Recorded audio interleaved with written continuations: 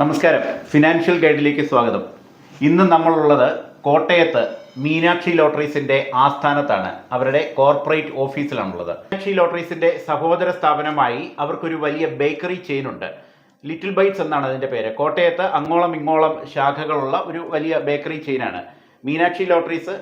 Little bites ഇതിൻ്റെയൊക്കെ സാരഥിയായ S Murukesh തേവറാണ് ഇന്ന് നമ്മുടെ കൂടെ അതിഥിയായുള്ളത്.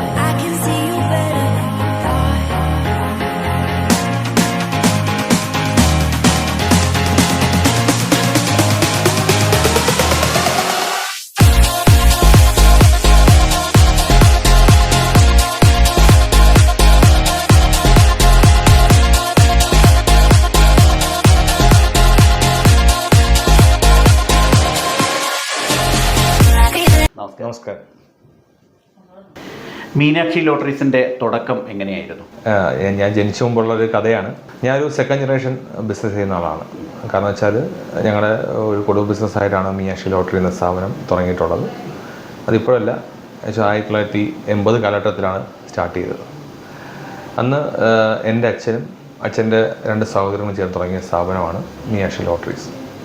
അപ്പോൾ തുടക്കകാലത്ത് തന്നെ ഞങ്ങളുടെ ശരിക്കുള്ള സ്ഥലം എന്ന് വെച്ചാൽ തമിഴ്നാട്ടിൽ ശങ്കരൻകുലം സ്ഥലത്താണ് ഞങ്ങളുടെ സ്ഥലം.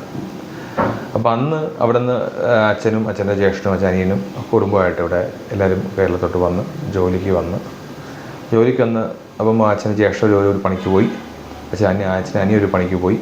അപ്പോൾ എൻ്റെ അച്ഛന് ചെറിയ കാലിന് സ്വാധീനമില്ലാത്ത ആളാണ്. ഒരു ചെറിയൊരു കമ്പൊക്കെ വെച്ച് കമ്പൊക്കെ കുത്തി നടക്കുന്ന ആളായിരുന്നു. അപ്പം അന്ന് വികലാംഗർക്ക് വേണ്ടിയാണല്ലോ ലോട്ടറി. അങ്ങനെ ലോട്ടറി രംഗത്ത് വേറെ പണിയൊന്നും അച്ഛൻ ചെയ്യാൻ സാധിക്കാത്തതുകൊണ്ട് അച്ഛൻ ഈ ലോട്ടറി എടുത്ത് പതുക്കെ വിറ്റ് തുടങ്ങിയ സംരംഭമാണ്. അങ്ങനെയാണ് ഈ ലോട്ടറി മേഖല കുറച്ച് നല്ലതാണ്, നമുക്ക് കുറച്ചുകൂടെ ബെനിഫിറ്റ് കിട്ടും എന്ന് മനസ്സിലാക്കിയ ശേഷം അച്ഛൻ്റെ ജ്യേഷ്ഠനും അനിയനും ഒരുമിച്ച് ഈ സ്ഥാപനം തുടങ്ങി. അങ്ങനെ 3 പേരും ഒരുമിച്ച് നടത്തി പോകുന്നൊരു സ്ഥാപനമാണ് മീനാക്ഷി ലക്കി സെൻ്റർ എന്നാണ് അന്നത്തെ പേര്. ഇന്നത് പേര് മാറി മീനാക്ഷി ലോട്ടറീസായി. ജനറേഷൻ മാറി ഇപ്പോൾ പേര് മാത്രമേ മാറ്റമുള്ളൂ. സ്ഥാപനം ഒന്ന് തന്നെയാണ്. ഫാമിലി ബാക്ക് ബോൺ തന്നെ ഞങ്ങളുടെ അച്ഛൻ്റെ ജ്യേഷ്ഠനാണ്. അദ്ദേഹത്തിൻ്റെ പേരാണ് ഞങ്ങൾ സ്ഥാപനത്തിൽ ഇപ്പോൾ ഇട്ടിരിക്കുന്നത്. മീനാക്ഷി മുകളിൽ തന്നെ കാണാൻ പറ്റും ടീം മുരുകൻ. പണ്ട് Meenakshi lucky centre team Murugan and brothers ആയിരുന്നു. ഇന്ന് ടീം മുരുകൻ മീനാക്ഷി ലോട്ടറീസിനാക്കി മാറ്റി. കാരണം അച്ഛൻ്റെ ജ്യേഷ്ഠൻ്റെ പേര് ടീം മുരുകൻ എന്നാണ്. അദ്ദേഹമാണ് നമ്മുടെ ബിസിനസ് ആവട്ടെ ഫാമിലി ആവട്ടെ ബാക്ക് ബോണായി ഇന്നലെ കാര്യങ്ങൾ ചെയ്തുകൊണ്ടിരുന്നത്. സെക്കൻഡ് എൻ്റെ അച്ഛനാണ് ടി ചെങ്കോട്ടെ സിംഗം. തേർഡ് 3ാമത്തെ ആളാണ് ടി ശെൽവരാജ്. അങ്ങനെ 3 പേരെ സഹോദരങ്ങളാണ് ഒരുമിച്ച് തുടങ്ങിയ സ്ഥാപനമാണ് മീനാക്ഷി ലക്കി സെൻ്റർ. അന്നത്തെ കാലത്ത് കേരളത്തിലേക്ക് വന്നതിന് ശേഷം മീനാക്ഷി ലോട്ടറീസിൻ്റെ ഒരു യാത്ര ഒന്ന് ഓർത്തെടുക്കാവോ? എനിക്ക് തോന്നുന്നു 1980 കാലഘട്ടത്തിലാണ് ഈ നടന്ന് വിൽക്കുകയും കാര്യമായി ചെയ്തുകൊണ്ടിരുന്നത്. അങ്ങനെ 1983 ആദ്യമായ ഒരു ഷോപ്പ് ഇട്ടു. അത് നമ്മുടെ കോട്ടയത്ത് YMC റോഡിൽ ഒരു ചെറിയ ഷോപ്പായിട്ട് തുടങ്ങി. അതിനു മുമ്പ് 1980 കാലഘട്ടത്തിൽ ഇങ്ങനെ നടന്ന് വിൽക്കുകയും പിന്നെ വെച്ച് തട്ടിട്ട് വഴിയിൽ വിൽക്കുകയാണ് ചെയ്തുകൊണ്ടിരുന്നത്. അപ്പോൾ ഈ കാറ്റത്തും മഴയത്തും ഒരുപാട് പ്രശ്നങ്ങൾ അനുഭവിച്ചു വരികയും പിന്നെ സാമ്പത്തികമായി ഒരുമിച്ചുള്ള, ഞാനിപ്പോഴും മനസ്സിലാക്കുന്നത് ഈ 3 പേര് ചേട്ടനും ഒരുമിച്ചുള്ള ഒരു ബോണ്ടിങ് തന്നെയാണ് ഈ ഒരു സ്ഥാപന വിജയം അന്നുണ്ടായിരുന്നത് എന്ന് ഞാൻ മനസ്സിലാക്കുന്നു. 4 പതിറ്റാണ്ട് മുമ്പ് അച്ഛനും അച്ഛൻ്റെ സഹോദരങ്ങളും തമിഴ്നാട്ടിൽ നിന്ന് കോട്ടയത്തെത്തി ഇങ്ങനെ ഒരു പ്രസ്ഥാനം തുടങ്ങി. അപ്പോൾ അതൊരു വലിയ സ്ട്രഗ്ലിംഗ് പീരീഡ് ആയിരുന്നു. അത് ഈ പേരൻസ് പറഞ്ഞ് അല്ലെങ്കിൽ അച്ഛനും അച്ഛൻ്റെ സഹോദരങ്ങളും ഒക്കെ പറഞ്ഞ് അറിവുണ്ടോ? അതൊന്ന് ഓർത്തെടുക്കുമോ? അല്ല, എനിക്കറിയാവുന്ന കാര്യം ഞാൻ പറയാം. കാരണം എന്ന് വെച്ചാൽ ഞാൻ പറഞ്ഞല്ലോ, ഞങ്ങൾ ആക്ച്വലി ഒരു ജോയിൻറ്റ് ഫാമിലി ആയിരുന്നു. ആ കാലഘട്ടത്തിൽ ജോയിൻറ്റ് ഫാമിലി ആയിട്ടാണ് അച്ഛൻ്റെ ജ്യേഷ്ഠൻ അവരാരും കല്യാണം കഴിച്ചിട്ടില്ല. എല്ലാവരും ഇവിടെ വന്നിട്ട് ശേഷമാണ് കല്യാണം കഴിച്ചൊക്കെ ഉണ്ടായിരുന്നത്. അപ്പോൾ അതിനു മുമ്പ് തന്നെ എല്ലാവരും ഒരുമിച്ച് തുടങ്ങുമ്പം പല രീതിയിൽ ഇപ്പോൾ ജോലി ചെയ്തുകൊണ്ടിരിക്കും. ഇപ്പോൾ എൻ്റെ അച്ഛൻ്റെ ജ്യേഷ്ഠൻ ഹോട്ടലിൽ സെപ്പറേറ്റ് ആയിട്ട് പണിതുകൊണ്ടിരിക്കുകയായിരുന്നു. പിന്നെ വണ്ടി വലിച്ചുകൊണ്ട് പോകുന്ന അന്ന് ഈ പണ്ടതിനകത്തുള്ള ജോലിയല്ലല്ലോ, വണ്ടി വലിച്ചുകൊണ്ട് പോകുന്ന ഒരുപാട് ഹാർഡ് വർക്ക് ചെയ്യേണ്ട വർക്കൊക്കെ അദ്ദേഹം ചെയ്തിട്ടുണ്ട്. അതോടൊപ്പം തന്നെ അപ്പോൾ അദ്ദേഹമാണ് നമ്മുടെ വീട്ടിൻ്റെ ബാക്ക് ബോൺ. ഞാൻ അതിനെ പറഞ്ഞു. അപ്പോൾ അദ്ദേഹത്തിൻ്റെ പേരാണ് ടി മുരുകൻ. ഏറ്റവും വയസ്സിന് മൂത്തതാളായതുകൊണ്ട് തന്നെ കുടുംബത്തിലെ മെയിൻ ഉത്തരവാദിത്വം മുഴുവൻ അദ്ദേഹത്തിൻ്റെ കയ്യിലാണ്. അദ്ദേഹം വളരെ ചെറുപ്പവും, അന്ന് എനിക്കൊന്ന് അദ്ദേഹം ഒരു 10-18 വയസ്സുള്ള സമയം. അപ്പോൾ ആ സമയത്ത് അദ്ദേഹത്തിന് ഇങ്ങനെ പറ്റുന്ന ജോലികളൊക്കെ അദ്ദേഹം ചെയ്ത് കുടുംബത്തിനെ പോലെ ഒരുപാട് കഷ്ടപ്പെട്ട വ്യക്തിയാണ്. കഷ്ടപ്പെടുന്ന ഇപ്പം ഞാൻ കേട്ടുള്ളതെന്ന് വെച്ചാൽ അന്ന് ഒരു അരി വാങ്ങിക്കാൻ പോലും പൈസ സമയത്ത് അന്നൊക്കെ ബ്ലഡൊക്കെ കൊടുത്താൽ ഒരു അരി പോലും കിട്ടുന്ന സാഹചര്യം ഉണ്ടായിട്ടുണ്ട്. അന്ന് മെഡിക്കൽ കോളേജിൽ നിന്ന് ഒരു ബ്ലഡ് കൊടുത്തിട്ട് അരി വാങ്ങിച്ച് വന്ന് വീട്ടിൽ വന്ന് അരി ഭക്ഷണം വെച്ച കാലഘട്ടം വരെ ഉണ്ടായിട്ടുണ്ട്. അനിയൻ മാർക്കറ്റിൽ ചുമട്ടുതൊഴിലാളിയായിരുന്നു. എൻ്റെ അച്ഛൻ കാൽ വികലാംഗനായുണ്ട്. എനിക്കിപ്പോഴും അവർക്കും ഭയങ്കര പ്രശംസയായിട്ട് പറയാൻ പറ്റും. കാരണം എന്ന് വെച്ചാൽ അന്ന് വികലാംഗക്കുള്ളതാണ് ലോട്ടറി. അന്ന് അച്ഛന് കാലിൽ വികലാംഗനുണ്ട്. അച്ഛന് ഒരു കമ്പ് കയ്യിൽ ഇങ്ങനെ ഫിറ്റ് ചെയ്തിട്ട് വേണം, കയ്യിൽ കമ്പ് ഫിറ്റ് ചെയ്ത് നടന്ന് പോയി ലോട്ടറി വിൽക്കാൻ സാധിക്കത്തുള്ളൂ. അത്രമാത്രം ആ കഷ്ടപ്പെട്ട് ചെയ്യുന്ന എഫേർട്ട് ബലമാണ്. പിന്നെ ലോട്ടറി ഞങ്ങളത് എല്ലാവരും ഒരുമിച്ച് പിന്നെ അവർ ചെയ്തു. ആദ്യത്തെ കാലത്ത് ഒരുപാട് സ്ട്രഗിൾ ഉണ്ടായിരുന്നു. കാരണം ഈ ടിക്കറ്റുകളൊക്കെ എടുക്കാൻ പോകണമെങ്കിൽ ട്രിവാൻഡ്രത്ത് പോകണം, ടിക്കറ്റും പിന്നെ മധുരയിൽ പോകണം. അന്ന് ഈ സ്റ്റേറ്റുകൾ തമ്മിൽ അത്ര വലിയ ഇതൊന്നുമില്ല, എല്ലാം ഓപ്പൺ ആണല്ലോ. കേരളം തമിഴ്നാടൊക്കെ ഒരിടക്കെ നിൽക്കുന്ന സ്റ്റേറ്റാണ്. അന്ന് കേരള ലോട്ടറി എടുക്കണമെങ്കിൽ തിരുവനന്തപുരത്തോ എറണാകുളത്തും പോകണം. അതർ സ്റ്റേറ്റ് ലോട്ടറി എടുക്കണമെങ്കിൽ എറണാകുളത്തോ പാലക്കാടോ അല്ലെങ്കിൽ മധുരയൊക്കെ പോയിട്ട് എടുത്തുകൊണ്ട് വരാം. അപ്പോൾ ഈ പകൽ മുഴുവൻ ഈ ലോട്ടറി കട തുറക്കണം, ഈ കടകളിൽ നിന്ന് കച്ചവടം ചെയ്യണം. വൈകിട്ടാകുമ്പോൾ ഈ പൈസ കെട്ടി കൊണ്ടുപോയി യാത്ര നടത്തി ഈ സ്ഥലങ്ങളെല്ലാം പോയി ടിക്കറ്റുകൾ വന്ന് എടുത്തുകൊണ്ട് വന്നിട്ട് രാവിലെ 5 മണിക്കാണ് തിരിച്ച് ഇവർ വരുന്നത്. 5 മണിക്ക് വന്ന് വീണ്ടും 7 മണിക്ക് ഉറക്കം പോലും ഇല്ലാതെ അയാൾ വീണ്ടും 7 മണിക്ക് വീണ്ടും കട തുറന്ന് കച്ചവടം നടത്താം. അത് വലിയ സ്ട്രഗിളിങ് പീരീഡാണ്. ഇപ്പം നമുക്കറിയാം, നമ്മളൊരു 8 മണിക്കൂർ കൂടുതൽ ആരും വർക്ക് ചെയ്യുന്ന ആൾക്കാരില്ല, അല്ലെങ്കിൽ 8 അല്ലെങ്കിൽ 10 മണിക്കൂർ. കാരണം എന്ന് വെച്ചാൽ എൻ്റെ അച്ഛൻ്റെ ജ്യേഷ്ഠ ഏജൻസി നമ്പർ തന്നെ KM324. കോട്ടയത്തെ KM324 ഏജൻസിയാണ് ഞങ്ങളുടെ ഏജൻസി. ആ 324 ഏജൻസി മാറി ഇന്ന് നമുക്ക് കോട്ടയത്തെ ഏറ്റവും വലിയ സ്ഥാപനം നമ്മുടെ സ്ഥാപനം ലോട്ടറി സ്ഥാപനം തന്നെയാണ്. കേരളത്തിലും ഏറ്റവും കൂടുതൽ ലോട്ടറി വിൽക്കുന്ന സ്ഥാപനം ഞങ്ങളുടെ സ്ഥാപനം തന്നെയാണ്. ആ സ്ഥാപനം വളരാൻ ഒരുപാട് എഫേർട്ട് എടുത്തിട്ടുണ്ട് അവർ. ഇപ്പം ഞാൻ എന്നതിൻ്റെ സെക്കൻഡ് ജനറേഷൻ ആയതുകൊണ്ട് ഞാൻ വന്നിരുന്നത് ഹാൻഡിൽ ചെയ്യുന്നൊരു എഫേർട്ട് മാത്രമേ എനിക്കുള്ളൂ. പക്ഷേ ഇത് ക്രിയേറ്റ് ചെയ്യാന്ന് വെച്ചാൽ ചെറുതല്ല. 4 പതിറ്റാണ്ട് മുമ്പ് അച്ഛനും സഹോദരങ്ങളും ചേർന്ന് തുടങ്ങിയ ഒരു പ്രസ്ഥാനം 40-ൽ നിന്ന് 400-ലേക്ക് ജീവനക്കാരുടെ എണ്ണമായി. കടകളുടെ എണ്ണം വർദ്ധിച്ചു. ഇതിനിടയ്ക്ക് ഒരുപാട് ലോട്ടറി നറുക്കെടുപ്പുകൾ കേരളത്തിൽ നടന്നു. ഇതിലൊക്കെ മീനാക്ഷിയെ വിശ്വസിച്ച് ലോട്ടറി എടുത്തവർക്ക് ഉണ്ടായ നേട്ടങ്ങളൊന്ന് ഓർത്തെടുക്കാമോ? തീർച്ചയായിട്ടും. ഇപ്പം പല സന്ദർഭം എനിക്ക് തോന്നുന്നു കേരളത്തിൽ ഇപ്പം ഏകദേശം 40 വർഷത്തോളം ബിസിനസ് ചെയ്ത് ഞങ്ങൾക്ക് തന്നെ ആയിരിക്കും ഏറ്റവും കൂടുതൽ കേരള ലോട്ടറിയിൽ 1ാം സമ്മാനം നേടിക്കൊടുക്കാൻ സാധിച്ചിട്ടുള്ളത്. അതിനിപ്പം ഒരുപാട് സമ്മാനങ്ങൾ നമുക്ക് നേടിക്കൊടുത്തിട്ടുണ്ട്. ഇപ്പം എടുത്തു പറയാനായിട്ട് ഇപ്പം കഴിഞ്ഞ ഒരു 3-5 വർഷമായിട്ട് തന്നെ ഇപ്പം തന്നെ നമുക്ക് ഒരു വർഷം 365 ദിവസം നറുക്കെടുപ്പുള്ളത് ലോട്ടറിയാണ്, കേരള ഗവൺമെൻറ് ലോട്ടറി. എനിക്കൊന്ന് ഒക്ടോബർ 2-ാം തീയതി ഗാന്ധി ജയന്തിക്കും ഇൻഡിപെൻഡൻസ് ഡേക്കും റിപ്പബ്ലിക് ഡേക്കും മാത്രമേ ഇല്ലാത്തുള്ളൂ. ബാക്കി എല്ലാ ദിവസവും ലോട്ടറി നറുക്കെടുപ്പുണ്ട്. അപ്പം ഈ 3 ദിവസം വെച്ച് ബാക്കി എല്ലാ ദിവസവും ഉള്ളപ്പം നമുക്കിതിനകത്ത് ഒരു വർഷം ഒരു ആവറേജ് നല്ല രീതിയിൽ സമ്മാനം കൊടുക്കാൻ പറ്റുന്നുണ്ട്. 300 ദിവസത്തിൽ നമുക്കൊരു മാസം ഒരു 3 സമ്മാനം വെച്ച് കൊടുക്കാനും സാധിക്കുന്നു. 1ാം സമ്മാനം കൊടുക്കാൻ സാധിക്കുന്നുണ്ട്.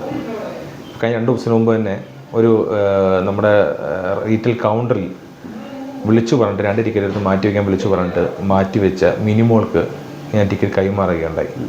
കാരണം എന്ന് വെച്ചാൽ അത് രണ്ട് ടിക്കറ്റ് കടം പറഞ്ഞ് മാറ്റി വെച്ചിട്ട് പോയതാണ്. പക്ഷെ എന്നിരുന്നാലും നമ്മൾ ആ സത്യസന്ധത മാനിച്ചുകൊണ്ട് നമ്മൾ ആ ടിക്കറ്റുകൾ അവർക്ക് കൈമാറി. അത് വളരെ സന്തോഷമായിരുന്നു കാര്യം. അതിനൊക്കെ തന്നെ കഴിഞ്ഞൊരു 2 വർഷം മുമ്പ്, ഇപ്പോൾ 2021 ഓണം ബമ്പർ അപ്രതീക്ഷിതമായാണ് ഞങ്ങളന്ന് 1ാം സമ്മാനം അടിക്കുന്നത് പ്രതീക്ഷിക്കുന്ന കാലം. പക്ഷേ അത് കൂടുതൽ ടിക്കറ്റ് വിൽക്കാൻ ശ്രമിക്കുന്ന കാലഘട്ടത്തിൽ ഞങ്ങളുടെ തൃപ്പൂണിത്തെ റീറ്റെയിൽ കൗണ്ടറിലാണ് അത് അടിച്ചത്. നമുക്ക് അതിനകത്ത് റീറ്റെയിൽ കൗണ്ടർ അടിച്ചാൽ ഗുണമെന്ന് വെച്ചാൽ നമുക്ക് അതിൻ്റെ 10% അല്ലെങ്കിൽ 12% ഞങ്ങൾക്ക് എന്ത് കിട്ടും, ഈ അടിച്ച സമ്മാന തുകയുടെ 12% ഞങ്ങൾക്ക് അതിൻ്റെ എല്ലാ ഏജൻസ് കമ്മീഷനായിട്ട് കിട്ടും. ഞങ്ങളെ പലരും പറഞ്ഞ ചേട്ടകൾ ഏറ്റവും കൂടുതൽ സമ്മാനം നേടിക്കൊടുത്ത സ്ഥാപനമായിട്ടാണ് ഞാൻ മനസ്സിലാക്കിയിട്ടുള്ളത്. ഓണം പറഞ്ഞാൽ എനിക്കൊന്ന് കേരളത്തിൽ ഏറ്റവും കൂടുതൽ ലോട്ടറി വിറ്റത് ഞങ്ങൾ തന്നെയാണ്. ഏകദേശം 5,33,000 ടിക്കറ്റാണ് ഞാൻ ഈ വർഷം വിറ്റത്. ഓണം ബമ്പർ മാത്രം 5,33,000 ആൾക്കാർക്ക് എത്തിക്കാൻ സാധിച്ചു എന്നുള്ളതാണ് മനസ്സിലാക്കുന്നത്. കേരളത്തിൽ അങ്ങോളം ഇങ്ങോളമായിട്ട് മീനാക്ഷി ലോട്ടറീസിന് ഏതൊക്കെ ജില്ലകളിലാണ് സാന്നിധ്യമുള്ളത്? നമുക്ക് കേരളത്തിൽ 9 ജില്ലയാണ് കൂടുതൽ ഞങ്ങൾ ഫോക്കസ് ചെയ്യുന്നത്. അത് ട്രിവാൻഡ്രം മുതൽ പാലക്കാട് വരെ 9 ജില്ലകളാണ് ഞങ്ങൾ ഫോക്കസ് ചെയ്ത് ബിസിനസ് നടത്തിക്കൊണ്ടിരിക്കുന്നത്. ഈ 9 ജില്ലയും കൂടി നമുക്ക് ഏകദേശം ഒരു 46 ഷോപ്സ് ഉണ്ട്. നമുക്ക് ഏകദേശം 400 സ്റ്റാഫുകളും ഉണ്ട്. ഒരുപാട് പേരെ ഭാഗ്യശാലികളാക്കിയിട്ടുണ്ട്. ലക്ഷാധിപതികളും കോടിപതികളും ഒക്കെ ആക്കിയിട്ടുണ്ട്. ഇതുവരെ എപ്പോഴെങ്കിലും ഈ ലോട്ടറി മുതലാളി ഒരു ലോട്ടറി എടുത്തിട്ടുണ്ടോ? അല്ല, തീർച്ചയായിട്ടും ഞാൻ ലോട്ടറി ഇങ്ങനെ എടുക്കുന്ന ഒരു വലിയ ശീലമുള്ള ആളൊന്നുമല്ല.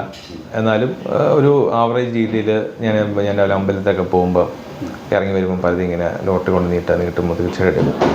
കാരണം എനിക്ക് അവരെ കാണുമ്പം ഞങ്ങളുടെ സഹോദരനായിട്ട് ഞാൻ കാണുന്നത്.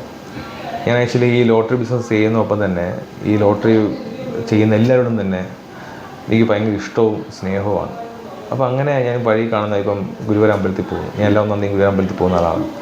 പോയിട്ട് ഇറങ്ങി വരുമ്പം അവിടെ ഒരുപാട് ആൾക്കാർ ലോട്ടറി നീട്ടും. അപ്പോൾ ഞാൻ എല്ലായിടത്തും ഓരോ ടിക്കറ്റ് എടുക്കും. അതിനൊക്കെ ഞാൻ തിരുനക്കമ്പലത്തിൽ പോയിട്ടിരുന്നു. അവിടെ കുറച്ച് പേര് ലോട്ടറി വേണമെന്ന് ചോദിക്കും. അവർ 1-2 ടിക്കറ്റ് എടുക്കും. കാരണം അവരൊക്കെ ഇപ്പം ഞങ്ങൾ ഹോൾസെയിൽ ചെയ്യുന്നു, റീറ്റെയിൽ സ്റ്റോറും ചെയ്യുന്നുണ്ട്. ഈ ഹോൾസെയിൽ ഞങ്ങളത് വാങ്ങിച്ച് നടന്ന് വിൽക്കുന്ന ആൾക്കാർ. അപ്പോൾ അവർ കൊണ്ട് വിറ്റിട്ട് വരുന്ന പണം കൊണ്ടാണല്ലോ നമ്മളും ജീവിക്കുന്നത്. അപ്പോൾ അവർക്ക് നമുക്ക് ഒരു ടിക്കറ്റ് അവർ നീട്ടുമ്പം നമ്മളെടുത്തില്ലെങ്കിൽ പിന്നെ മറ്റ് ഭാഗ്യനഷ്ടം എങ്ങനെ എടുക്കും? അപ്പോൾ നമ്മളാദ്യം അവർക്കൊരു സഹായം പോലെയും നമുക്ക് കിട്ടിയ സമയം കിട്ടി നമുക്ക് തന്നെ കിട്ടില്ലെന്ന് പറയും. പക്ഷെ അവർ നീട്ടുമ്പോൾ ഒരിക്കലും ഞാൻ വേണ്ടെന്ന് പറയത്തില്ല, എടുക്കുക തന്നെ ചെയ്യും. എപ്പോഴെങ്കിലും ഒരു ചെറിയ സമ്മാനമെങ്കിലും അടിച്ചിട്ടുണ്ടോ? തീർച്ചയായിട്ടും. പലപ്പോഴും ഈ 5000 അടിച്ചിട്ടുണ്ട്, 500 അടിച്ചിട്ടുണ്ട്, ചെറിയ സമ്മാനം അടിച്ചിട്ടുണ്ട്. പിന്നെ നമുക്ക് 1ാം സമ്മാനമൊക്കെ എനിക്ക് കയ്യിൽ നിന്നൊക്കെ അടിച്ചിട്ടുണ്ട്. കാരണം വെച്ചാൽ ടിക്കറ്റുകൾ വിൽക്കുമ്പോൾ കുറച്ച് മിച്ചം വരും, അൺസോൾഡ് വരും. അൺസോൾഡ് ഒരുപാട് സമ്മാനങ്ങൾ 1ാം സമ്മാനം കയ്യിൽ നിന്ന് എനിക്ക് അടിച്ചിട്ടുണ്ട്. വിൽക്കാത്ത ടിക്കറ്റിന് 1ാം സമ്മാനം അടിച്ചിട്ടുണ്ട്. അതെ, ഭയങ്കര ഭാഗ്യവാനാണ് അല്ലേ? അങ്ങനെ അടിച്ച ഏറ്റവും വലിയൊരു തുക എത്രയാണ്? ഒരു കോടി അടിച്ചിട്ടുണ്ട്. ഒരുപാട് സമയം അടിച്ചിട്ടുണ്ട്. 1ാം സമയം ഒരുപാട് അടിച്ചിട്ടുണ്ട്. വർഷത്തിൽ ഒരെണ്ണമെങ്കിലും അടിക്കാറുണ്ട്. ആണ് അൺസോൾഡ് ടിക്കറ്റിൽ ഉണ്ട്. അതെ. അപ്പോൾ തുക അതിന്റെ മുകളിലായിരിക്കും ചിന്തിച്ചോണം. ഈ ലോട്ടറി മേഖലയിലെ തന്നെ സഹസംരംഭകരുമായി ചേർന്ന് ഒരു മെഡിക്കൽ ഹൈപ്പർ മാർക്കറ്റ് അല്ല ഒരു ഫാർമസി ഹൈപ്പർ മാർക്കറ്റ് തുടങ്ങിയതായിട്ട് കേട്ടു. അതെന്താണ് സംഭവം? തീർച്ചയായിട്ടും. കാരണം വെച്ചാൽ നമ്മുടെ ഈ കോവിഡ് കഴിഞ്ഞ ശേഷം തന്നെ നമ്മൾ ബിസിനസ്സിനകത്ത് അങ്ങോട്ട് വേണം എല്ലാ ഈ ട്രേഡിലുള്ള എല്ലാ ആൾക്കാരായിട്ട് ഞങ്ങൾ സംസാരിക്കാനും നേരത്തോടെ സംസാരിക്കുകയും കാര്യങ്ങളൊക്കെ ചെയ്യുമെങ്കിലും ഒരു കോമ്പറ്റീഷൻ ഉണ്ടാവുമല്ലോ. പക്ഷെ അതിൽ നിന്ന് മാറി വ്യത്യസ്തമായിട്ട് തന്നെ അങ്ങോട്ടും സംസാരിക്കുകയും അങ്ങോട്ടും കാര്യങ്ങൾ ഷെയർ ചെയ്യാൻ തുടങ്ങി. അപ്പോൾ എനിക്ക് മനസ്സിലായി നമ്മുടെ ഈ ബിസിനസ് ചെയ്യുമ്പോൾ നമ്മുടെ ട്രേഡിൽ അങ്ങോട്ടും കാര്യങ്ങൾ മനസ്സിലാക്കുകയും നമുക്കൊരു ഏകീകൃത വിലയിൽ തന്നെ ലോട്ടറി വിൽപ്പന നടത്താനും അതുവഴി നമുക്ക് എല്ലാവർക്കും തന്നെ ഒരു നല്ല വെൽത്ത് ഉണ്ടാക്കാൻ സാധിക്കും. അങ്ങനെ നിന്നപ്പോഴാണ് നമുക്ക് ഈ ഒരു കൂട്ടായ്മ എന്തുകൊണ്ടൊരു പുതിയ സംരംഭം പൊയ്ക്കൂടാ. കഴിഞ്ഞ ഡിസംബറിൽ ഞങ്ങൾ 5 പാർട്ട്നേഴ്സായി 5 ഡയറക്ടേഴ്സുമായി തുടങ്ങിയ സംവിധാനമാണ് പിൽ ബോക്സ് ഫാർമസി. അത് ട്രിവാൻഡ്രത്ത് ശാസ്ത്രമംഗലത്താണ് റൺ ചെയ്യുന്നത്. ഒരുപാട് വിഷമുള്ള ഒരു സംഭവമാണ് കേട്ടോ അത്. ഇപ്പോൾ 2030 വെച്ച് നമ്മളൊരു 100 സ്റ്റോറോട്ട് പോകണം, IPOക്ക് പോകണം, ഒട്ടാകെ നമ്മൾ ഫാർമസി ചെയിൻ ഉണ്ടാക്കണം. സാധാരണ ഫാർമസി അല്ല, ഒരു ഹൈ ക്ലാസ് പ്രീമിയം ഫാർമസി. 2 വർഷം സെക്കൻഡ് സ്റ്റോർ ഞങ്ങൾ ട്രിവാൻഡ്രത്ത് വീണ്ടും സ്റ്റാർട്ട് ചെയ്യാൻ പോകുന്നു. ഞങ്ങൾ ആക്ച്വലി അതൊരു വലിയൊരു പ്രോജക്റ്റായിട്ട് തന്നെ അത് മാറും. ലിറ്റിൽ ബൈറ്റ്സിൻ്റെ പുതിയൊരു ബോർമ വരുന്നതായി പറഞ്ഞു. എന്താണ് അതിൻ്റെ ഒരു കപ്പാസിറ്റി? നമുക്കിപ്പോൾ അവിടെ ഏറ്റവും കൂടുതലും ജോലി ഒരു 100 പേർക്കെങ്കിലും ജോലി കൊടുക്കുക. അതുപോലെ തന്നെ ഒരു 30 ഷോപ്പ് 2030 ആകുമ്പോൾ 30 ഷോപ്പ് കോട്ടയം, ആലപ്പുഴ, പത്തനംതിട്ട, എറണാകുളം, ഇടുക്കി ജില്ലകളിലായിട്ട് 30 ഔട്ട്ലെറ്റുകളാണ്, 30 കൂടുതൽ ഔട്ട്ലെറ്റുകൾ തുടങ്ങാനാണ് നമ്മുടെ പ്ലാൻ ചെയ്യുന്നത്. അതിൻ്റെ കൂടെ തന്നെ ഏകദേശം ഒരു 500 കുടുംബങ്ങൾക്ക് നമുക്ക് തൊഴിൽ കൊടുക്കുക എന്നുള്ള കൂടി ഉദ്ദേശത്തോടുമാണ് നമ്മളിപ്പോൾ ചെയ്യുന്നത്. ഏകദേശം 30,000 സ്ക്വയർ ഫീറ്റ് വരുന്ന പ്രൊഡക്ഷൻ സെൻ്റർ നമ്മൾ പണിയുന്നത്. അപ്പോൾ അതിൻ്റെ ഏറ്റവും കൂടുതൽ പറഞ്ഞാൽ ഏറ്റവും ലേറ്റസ്റ്റ് ആയിട്ട് വരുന്ന ഉപകരണങ്ങളാണ് നമ്മൾ ഇപ്പോൾ കൂടുതൽ ഉപയോഗിക്കുന്നത് അവിടെ. മീനാക്ഷി ലോട്ടറീസിൻ്റെയും ലിറ്റിൽ ബൈറ്റ്സിൻ്റെയും പിൽ ബോക്സിൻ്റെയും ഇന്നത്തെ നായകൻ എസ് മുരുകേഷ് തേവർ അദ്ദേഹമായിരുന്നു നമ്മുടെ അതിഥി. ജനറേഷനാണ് അദ്ദേഹം എങ്കിലും കടന്നു വന്ന വഴികൾ അച്ഛൻ്റെ സഹോദരങ്ങളും അനുഭവിച്ച ആ കനൽ വഴികൾ, അവർ താണ്ടിയ കനൽ വഴികൾ അദ്ദേഹം മറന്നിട്ടില്ല എന്നുള്ളതാണ് അദ്ദേഹത്തിൻ്റെ ഓരോ വാക്കുകളിൽ നിന്നും നമ്മൾ മനസ്സിലാക്കുന്നത്. മീനാക്ഷി ഗ്രൂപ്പിനും അതിൻ്റെ നായകൻ എസ് മുരുകേഷ് തേവറിനും മുഴുവൻ ജീവനക്കാർക്കും, അതായത് മീനാക്ഷി ലോട്ടറീസിലെയും ലിറ്റിൽ ബൈറ്റ്സിലെയും പിൽ ബോക്സിലെയും മുഴുവൻ ജീവനക്കാർക്കും അഭ്യുദയകാംക്ഷികൾക്കും എല്ലാ ആശംസകളും നേരുന്നു. മീനാക്ഷി ലോട്ടറീസിന് വരും കാലങ്ങളിലും കൂടുതൽ 1ാം സമ്മാനങ്ങളും 2ാം സമ്മാനങ്ങളും 3ാം സമ്മാനങ്ങളും ബമ്പറും ഒക്കെ അടിക്കാൻ ഇടവരട്ടെ എന്ന് ആശംസിക്കുന്നു. നമസ്കാരം. Thank you.